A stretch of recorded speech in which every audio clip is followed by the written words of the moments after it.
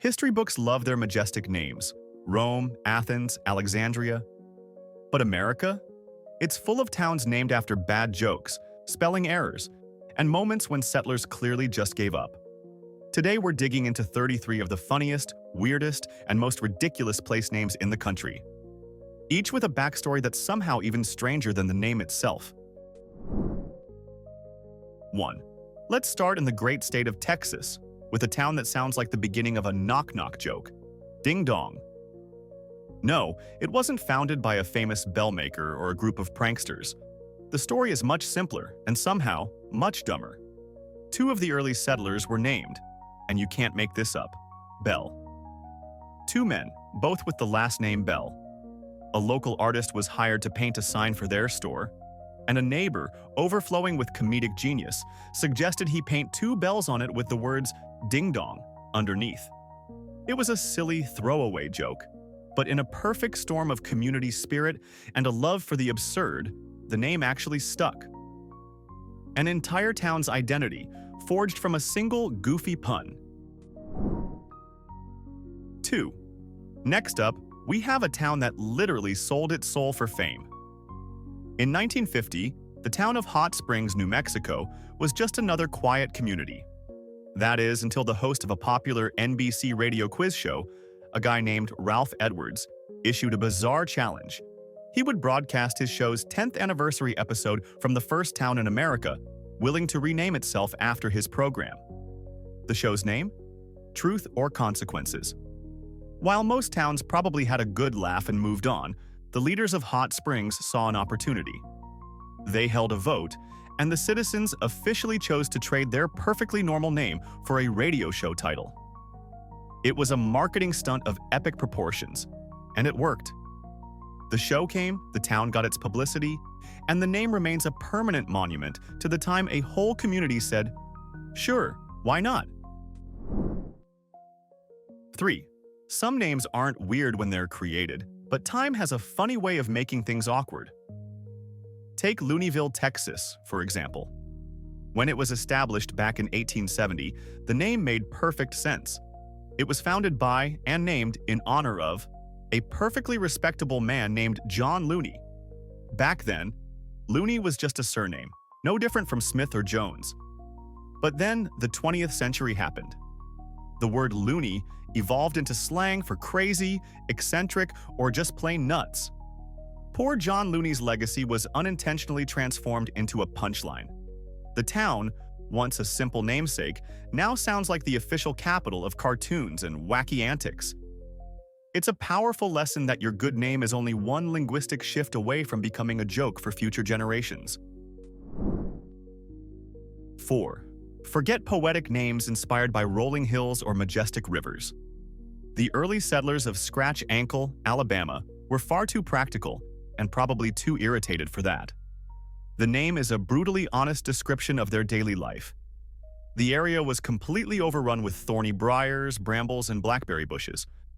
There were no manicured lawns or paved sidewalks, just a relentless assault of prickly vegetation at ankle level. Every time they stepped outside, they were guaranteed to get their ankles scratched to pieces. So when it came time to name their new home, they didn't choose Hopewell or Pleasant Valley. They chose the one thing that united them all in shared itchy misery: Scratch Ankle. It's less of a name and more of a permanent historical complaint. 5. While some weird names are funny, others have a genuinely dark and creepy origin. Welcome to Boogerhole, West Virginia. This isn't a place named after a funny-looking rock or a local prank. In the late 19th and early 20th centuries, this small, isolated community became the site of a terrifying series of unsolved murders and disappearances. People would vanish without a trace, and bodies would turn up with no explanation. With law enforcement being scarce, local residents grew terrified, convinced that a malevolent entity, a booger or boogeyman, was haunting the hollow. The name became a literal warning, a place whispered about in hushed tones. People eventually abandoned the area out of sheer fear, and Boogerhole remains a chilling reminder that sometimes a strange name is born not from humor, but from real-life horror. 6. There are several theories about how Hell, Michigan got its name, but the most popular one is also the most hilarious.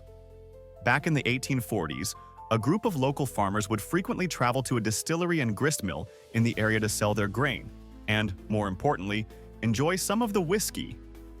When their wives would ask where their absent husbands were, the common exasperated reply was, "He's gone to hell again." The name just sort of caught on. Another story claims a German visitor exclaimed, "So schön hell," meaning so beautifully bright. But let's be honest, the story about disgruntled wives is way better. Today, the town fully embraces its name, with slogans like "Go to hell" and selling deeds to 1 square inch of hell for tourists. It's a masterclass in leaning into your weird reputation. 7. Imagine you're a rugged gold prospector in the Alaskan wilderness.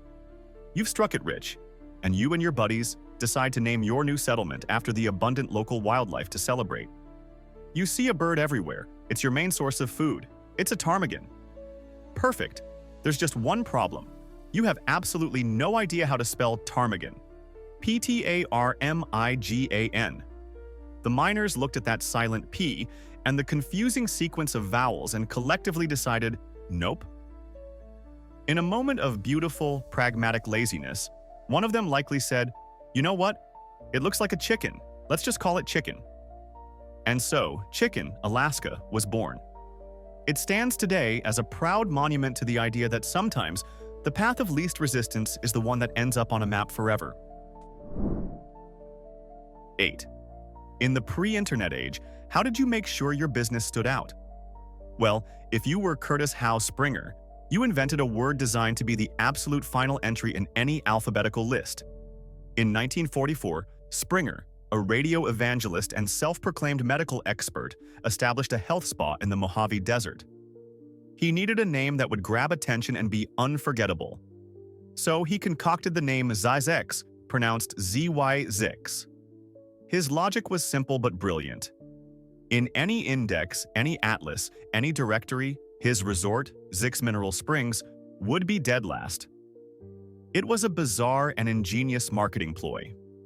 The name itself means absolutely nothing, but it achieved its goal perfectly, becoming an icon of roadside Americana and a testament to one man's quest to have the last word.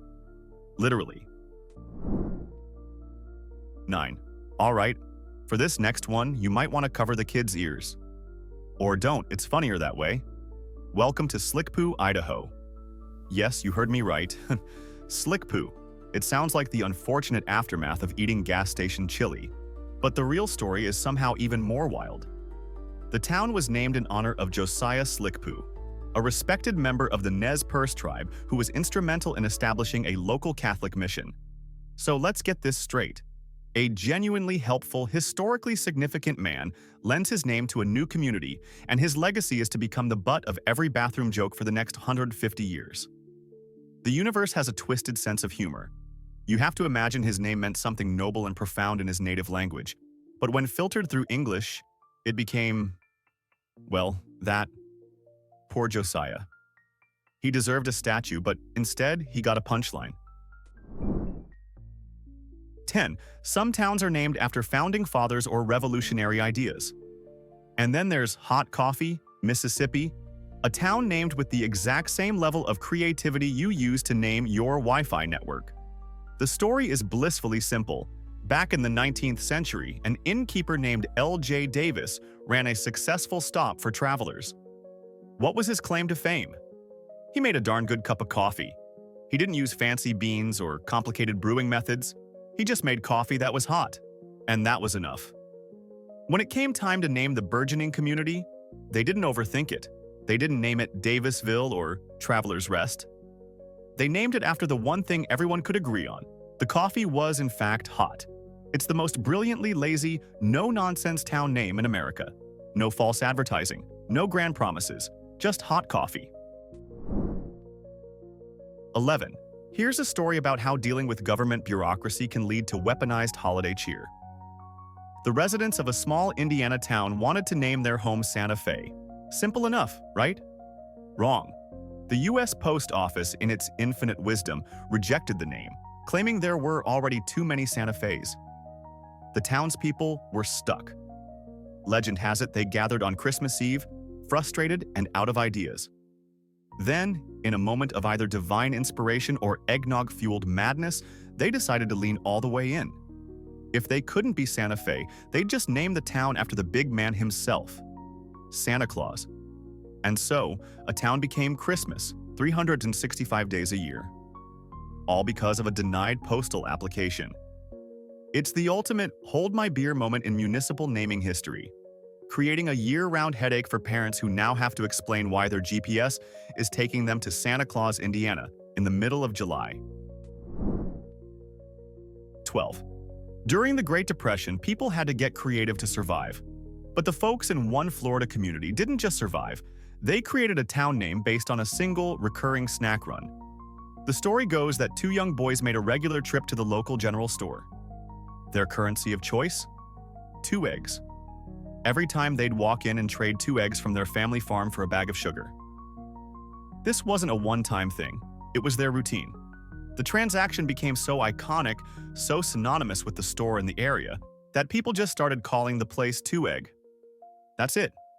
A whole town named after the bartering habits of 2 kids with a sweet tooth. It wasn't founded on gold or oil. It was founded on a fair trade for basic baking supplies. It's arguably the most adorably specific and financially humble origin story on the entire map. 13. If you've ever sat through a pointless meeting that could have been an email, you will understand the spiritual exhaustion that created Why Not, North Carolina. The community had been arguing for what felt like an eternity over what to call their new town. Every suggestion was shot down. Tempers were flaring. People were getting hangry. Finally, one fed-up resident, having reached the absolute end of his rope, stood up and declared, "Why not name the town Why Not, and we can all go home?" It wasn't a serious suggestion. It was a cry for help, a desperate plea to end the madness. But to his surprise, the exhausted, defeated crowd just sort of nodded in agreement.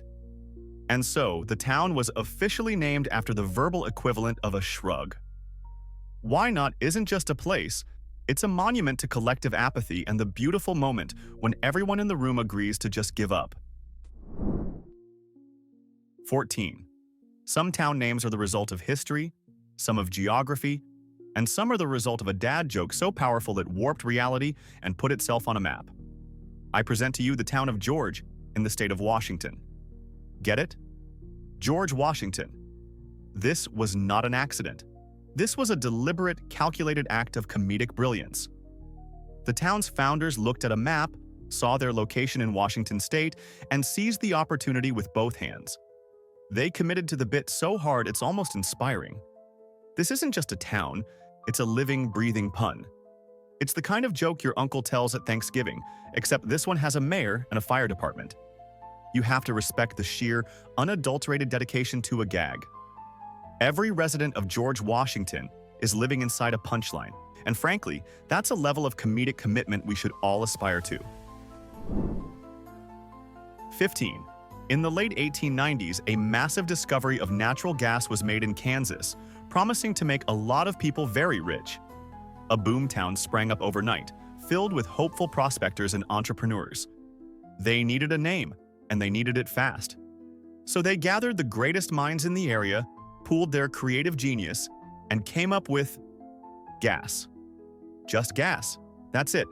It's like striking gold and naming the town Shiny Rock. They literally found a massive pocket of flammable vapor and decided to just call the place that.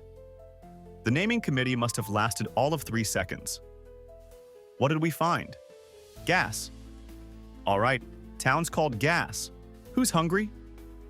It's so blunt, so utterly devoid of poetry or imagination that it circles back around to being hilarious. Welcome to Gas, Kansas. We hope your visit is a blast. 16. When you're trying to attract new settlers to your town, you usually want to highlight the positives. The clean air, the friendly people, the fertile land. The founders of Flea, Ohio, chose a different strategy: brutally honest, disgusting advertising. The town got its name from its very first public establishment, a tavern that was apparently so thoroughly and biblically infested with fleas that it became the area's single most defining feature. Forget the whiskey or the camaraderie. This place was known for the plague of blood-sucking parasites. Naming your town Fleatown is the 19th century equivalent of opening a 5-star restaurant and calling it the E. coli Cafe. It's an act of marketing self-sabotage so profound, it's almost avant-garde. You weren't just visiting Fleatown, you were taking a part of it, a very itchy part, home with you. 17. Some places have names that are subtly misleading.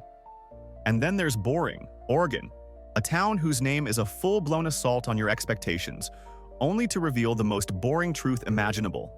You see it on a map and think, finally, a town that's honest about itself. You imagine the town's main attraction is watching paint dry. But the hilarious truth is that it's not named for the feeling of soul-crushing monotony. It's named after a man, a real person named William H. Boring. Yes, a guy with the last name Boring founded a town. You can't write this stuff. The universe just hands it to you. The best part? The town has fully embraced its fate, forming a league of extraordinary communities with Dull, Scotland, and Bland, Australia. They literally found their people. It's a global alliance of uninspiring names, and honestly, that's the most exciting thing about it. 18. If you've ever bought a Panasonic stereo or a Sony TV from the back of a van, you'll understand the business strategy behind Zilwaukee, Michigan.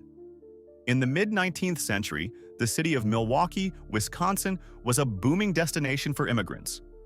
A couple of clever land speculators in Michigan saw this and had a brilliantly unethical idea. They founded a new town and gave it a name that sounded just similar enough to trick people. They called it Zilwaukee. The entire town was basically a 19th century phishing scam. You can just imagine weary German immigrants getting off the train, looking around at the empty fields and saying, "Wait a minute, this doesn't look like the beer-filled paradise we were promised. This is the Great Value brand of Milwaukee." It's a town founded on a typo, designed to prey on the geographically challenged. 19. When you hear the name Frankenstein, Missouri, your mind immediately goes to castles, lightning storms, and angry villagers with pitchforks. You expect the mayor to be a 7-foot-tall dude with a bolt in his neck. But the reality is, once again, hilariously mundane. The town was named in the 1890s by a man named Gottfried Franken, who donated the land for the town's Catholic church. That's it. A nice guy named Franken did a nice thing, but because one British author decided to write a horror novel, his perfectly normal German surname is now forever associated with reanimated corpses. Imagine being a kid from that town. Where are you from? Frankenstein. Oh, cool. Is your dad a mad scientist? No, he's an accountant, and he's very disappointed in your lack of historical accuracy. 20. Many places are named after battles, but only one, to my knowledge, was named after a battle that involved breakfast food. Welcome to Egg Harbor, Wisconsin. The story goes that in 1825, a fleet of fur trading boats stopped in a calm bay. The men were bored, tensions were high, and someone had a surplus of eggs. What followed was an all-out naval food fight. Men in canoes started pelting each other with eggs, turning the pristine bay into a chaotic, yolk-filled war zone. It was a moment of pure, unadulterated professional immaturity. When the last egg was thrown and the carnage settled, they decided to commemorate the glorious, cholesterol-fueled conflict by naming the place Egg Harbor. It stands as a timeless lesson. Never underestimate the destructive power of grown men with too much time on their hands and access to a chicken coop. 21. Slaughter Beach, Delaware, sounds like the setting for a low-budget horror movie, and honestly, its origin story doesn't help. There are two competing theories. The first, and more boring one, is that it was named after a local postmaster in the 18th century, a man named William Slaughter. Okay, that's one way to go. But the second, infinitely more metal theory, is that the beach got its name from the sheer number of horseshoe crabs that come ashore every year to mate, with many dying and littering the sand. So, the name is either a tribute to a government employee or a G-rated description of a massive annual invertebrate death-a-thon. Either way, it's not exactly a name that screams family-friendly vacation spot. It's more of a maybe keep your shoes on kind of place. 22. Some town names are a mystery wrapped in an enigma. Mosquitoville, Vermont, is not one of those. There is zero ambiguity here. They could have called it Evergreen Valley or Mountain's Rest, but the founding fathers chose radical, brutal honesty. The place was settled in a swampy, marshy area, which is basically a 5-star, all-inclusive resort for mosquitoes. The air wasn't just filled with them, the mosquitoes were the air. They were the dominant life form. They probably held public office. Naming your town Mosquitoville is a profound act of surrender. It's admitting that you don't own the land. You're just a walking blood bank for the tiny winged landlords who were there first. It's less a name and more a permanent public health warning. 23. Prepare yourself for an origin story born from pure, unadulterated randomness. In the late 1800s, the postmaster of a small Kentucky community, a man named Dabney A. Davis, needed to name his town. The problem? His handwriting was apparently so awful that it looked like a doctor's prescription written during an earthquake. Worried that any name he wrote would be misread, he opted for the simplest solution, a number. But which number? He didn't consult folklore or astrology. He just reached into his pocket, counted his change, and came up with 88 cents. And that was it. The town was named 88. This is a level of arbitrary decision-making that borders on performance art. An entire community's identity was determined by the loose change in one man's pants. It's a miracle he didn't have a hole in his pocket, or the town might be called Lint. 24. If you thought 88 was a lazy way to name a town, allow me to introduce you to 56, Arkansas, a town that makes 88 look like a work of creative genius. In 1918, the residents petitioned the state to create a new school district. The government, in its infinite creativity, processed the paperwork and assigned them a number, School District 56. And when it came time to name the town itself, they just kept the number. That's it. There was no pocket change, no funny story, just cold, hard bureaucracy. It's the municipal equivalent of being named Subject 56 in a science experiment. It's the most soulless, uninspired, government-issue name in the entire country. You can't even get a cool nickname out of it. Welcome to 56. Please, try to contain your excitement. 25. Welcome to Cleveland, Ohio, a city whose name is the result of what is essentially the world's most historically significant typo. The city was originally founded in 1796 and named Cleveland in honor of its founder, General Moses Cleveland. Notice the A in there. For years, everything was fine. Then, a local newspaper was preparing its first issue. When they tried to typeset the name Cleveland on the masthead, it was just a little too long to fit. Instead of, using a slightly smaller font, the editor made a bold executive decision. Just drop the A, and it stuck. An entire major American city is walking around with a name that was edited for length like a tweet. It's the ultimate proof that sometimes the most lasting changes in history aren't made by generals or politicians, but by a frustrated printer on a deadline. 26. The naming of Portland, Oregon wasn't decided by a council of elders or a divine vision. It was decided by the 19th century equivalent of a brodown. The two founders, Asa Lovejoy from Boston, Massachusetts, and Francis Pettygrove from Portland, Maine, both wanted to name the new settlement after their hometown. They couldn't agree. So they did what any two mature, forward-thinking city planners would do. They settled it with a coin flip. A single, solitary penny toss decided the fate of a future metropolis. Let that sink in. One of the largest cities in the Pacific Northwest could have been called Boston, Oregon, if a piece of copper had landed differently. The entire culture, the whole Keep Portland Weird vibe, was determined by pure 50-50 chance. The actual coin, now known as the Portland penny, is on display, a permanent monument to the fact that major historical decisions are sometimes just a glorified game of heads or tails. 27. When you see a town named Embarrass, Minnesota, you can't help but feel a little sorry for it. It sounds like a place where everyone walks around blushing and apologizing for their own existence. You expect the town motto to be, "Sorry to bother you." But the name has absolutely nothing to do with shame or awkwardness. It comes from the French fur traders who first mapped the area.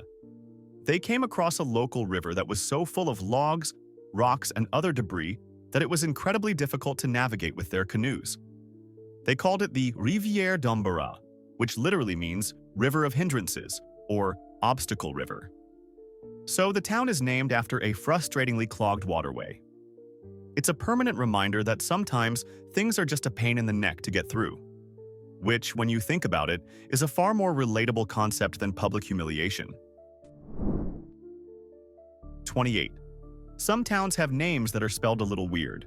And then there's Arab, Alabama, a town whose name is a full-blown, uncorrected permanent typo. The story goes that the town was supposed to be named Arad in honor of the founder's son. A perfectly reasonable, if slightly biblical, name. The request was sent off to the U.S. Postal Service for official registration. Somewhere along the line, a clerk with either sloppy handwriting or a shaky grasp of the alphabet accidentally wrote Arab instead of Arad, and nobody ever bothered to fix it. They just looked at the paperwork, shrugged, and said, close enough. Now, an entire town in rural Alabama has a name that makes it sound like a misplaced Middle Eastern capital, all because someone goofed up one little letter. It's a powerful lesson. Always double-check your work, especially when that work involves naming a city. 29. In the world of lazy naming conventions, this one might be the king. Welcome to No Name, Colorado. Its origin is exactly what it sounds like.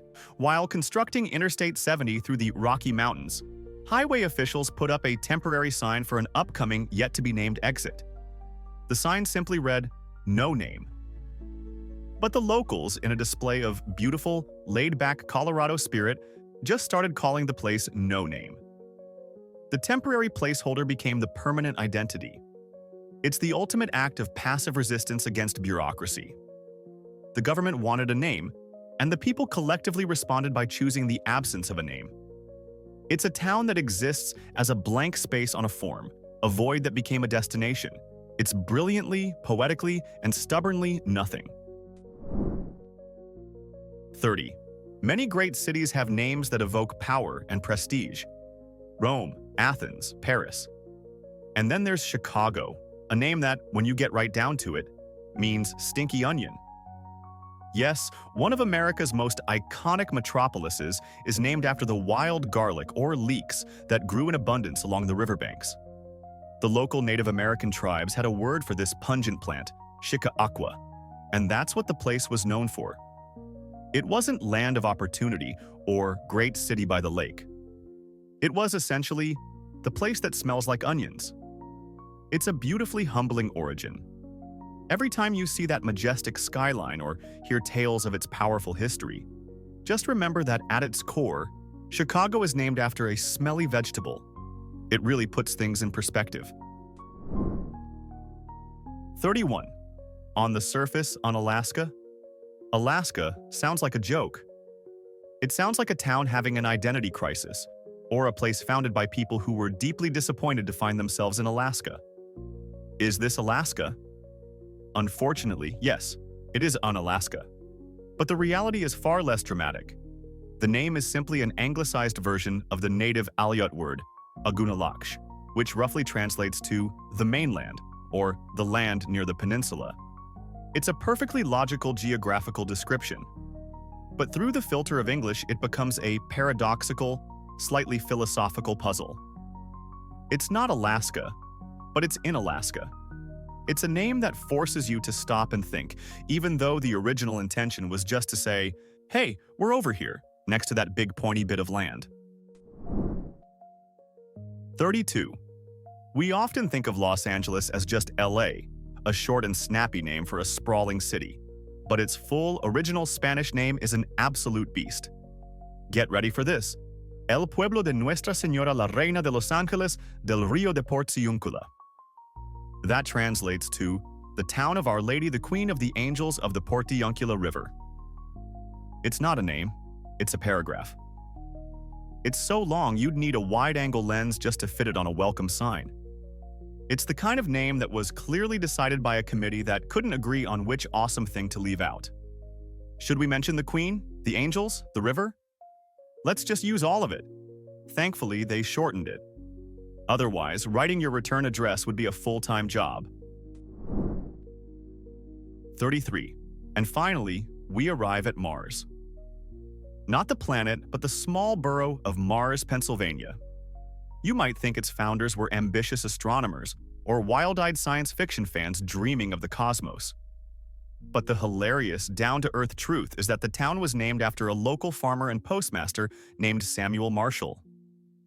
Marshall was just too long for the town's official stamp, so they shortened it to Mars. That's it. A town got its interplanetary name because of administrative convenience. But here's where it gets good. The town didn't just accept this coincidence, they launched into it with the force of a Saturn V rocket. They completely embraced the theme. They have a festival called Mars Explorers. Their high school teams are the Fighting Planets. And right in the middle of town, there's a giant silver flying saucer statue. It's the ultimate example of a community that was handed a random goofy name and decided to have the most fun with it imaginable. So yeah, America's map isn't just geography, it's a comedy archive. From typos to taverns full of fleas, every name tells on the people who made it up. But here's the real question. If your own town had to be renamed today, based on its most awkward or embarrassing trait, what would it be called? Drop your answer below. And if you enjoyed this trip through America's strangest names, hit that like and subscribe so we can keep this madness going.